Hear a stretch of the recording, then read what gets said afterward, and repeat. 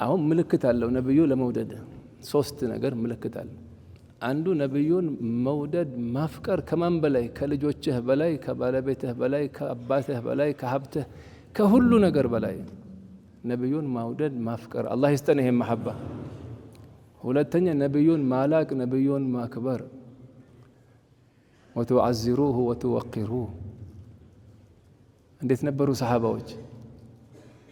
እንዴት ነበሩ ሰሃባዎች እስኪ ቅራው ሲራ ላይ ወላ ሸማኢል ላይ እስኪ ቅራው ሰሃባዎች እንዴት ነበሩ ምን አክብረንኛ ነብዩን እንዴት ነበር سيدنا عبد الله بن عمر بن الخطاب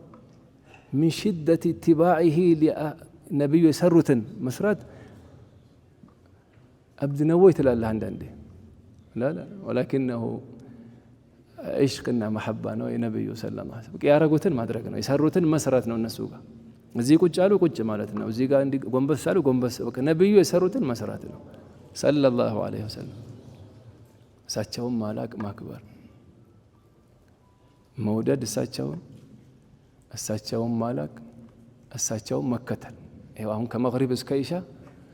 ያ ረቢ ሰሊ ዐላ ሙሐመድ ብለህ ሰለዋት ብለሃል صح ቤት ስትገባ ሰላም ሳትል ገባ የታለ መሐባው ሽንት ቤት ስትገባ በቀኝ ገባ የታለ መሐባው ስተኛ በሆድህ ተኛ የታለ መሐባው